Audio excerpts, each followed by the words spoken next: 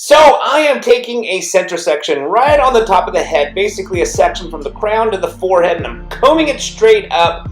And what I'm doing is I'm holding my fingers in a square shape to cut these square layers up on top. I'm going to work my way from the center top to the right ear, and I'm going to basically cut the right side first. And then once I've cut the top right side, I will then cut the left side on top. And I'm basically going to create, like I shared, square layers up on top. And then from there, we will address the sides and back.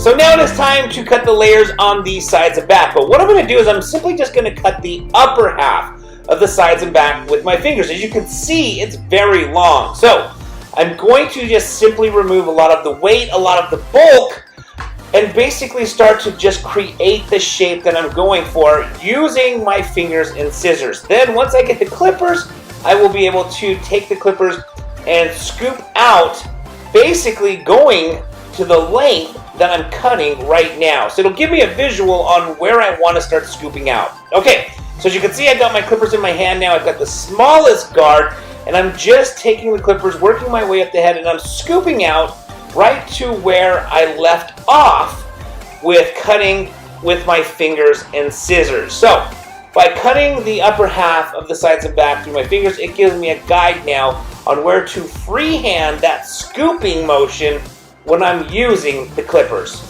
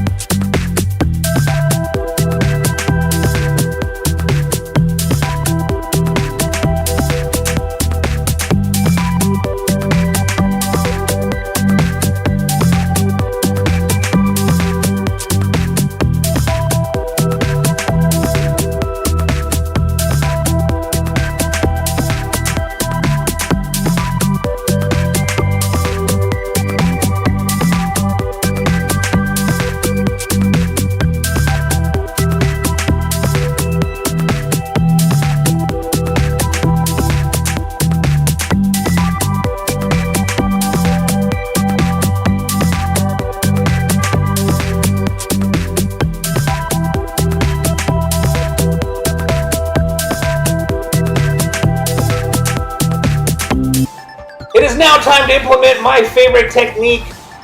I'd have to say at least one of my favorite techniques, which is scissor over comb. I really enjoy using scissor over comb. I use it as often as I can. And so what I'm doing here is simply just now blending out and sharpening up the shape where I was scooping out. So I took the clippers and I scooped out to that section where I cut with my fingers. And I'm just going to go through and really sharpen up the shape using some scissor over comb.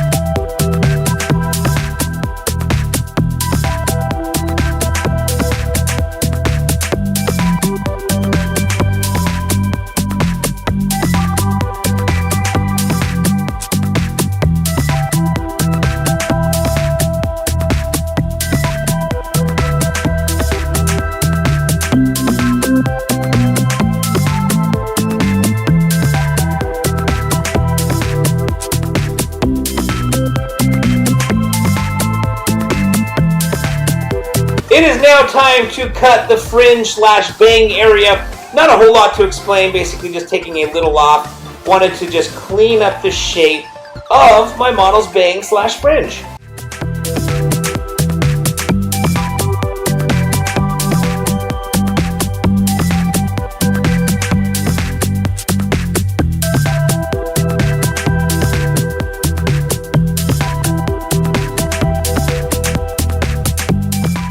It is now time to implement the twist technique. As you can see, I take a section of hair in my fingers, I twist it, and then basically what I do is I take the scissors and I cut up and down that section. I'm not cutting the section entirely, I'm cutting a bunch of the hairs throughout the section, so I close my scissors halfway. What this does is it creates a lot of texture on top.